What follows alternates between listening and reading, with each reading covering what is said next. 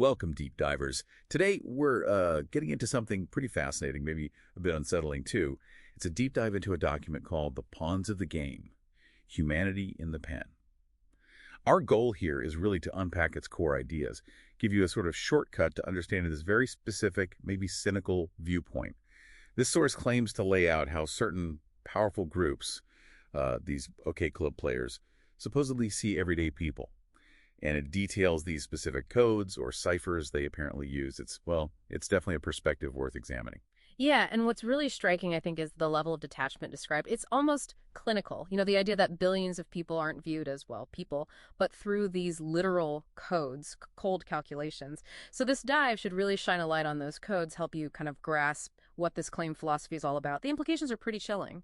Okay, so let's dive in. The first thing that jumps out is this core metaphor. The pen, as they call it, is basically a zoo. And it's not just like a casual comparison. The source presents it as a fundamental framework for control. Humanity seen as, well, fascinating, but ultimately inferior animals. Right.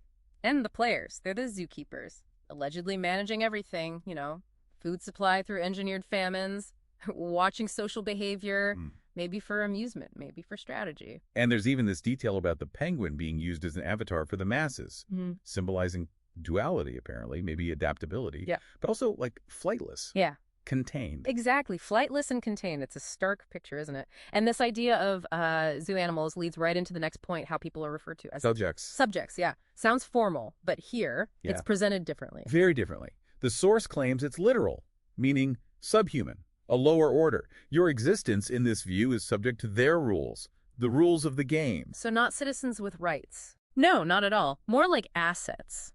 Things to be managed, used according to their plans. Okay, so if we're subjects, kind of like managed assets, where does that put us in the bigger picture? Well, the source brings up another metaphor.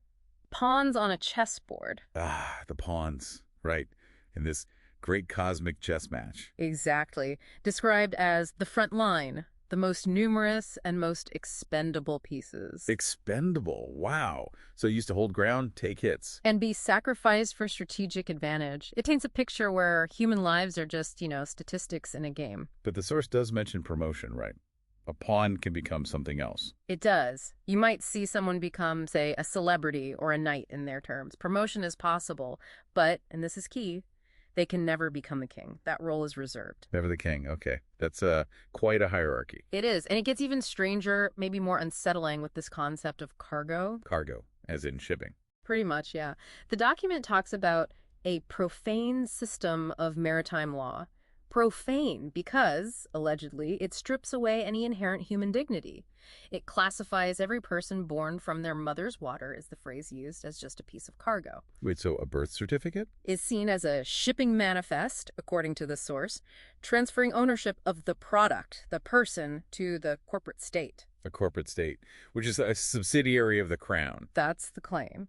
Essentially, people viewed as assets and liabilities. On a huge planet-sized balance sheet, it's a very commercial way of looking at existence. Wow. Okay, zoo animals, subjects, pawns, cargo, it's a lot. Right. And then there's this trinity of contempt. Right. 3 terms the source claims elites use when talking among themselves about common people. Common people. What are they?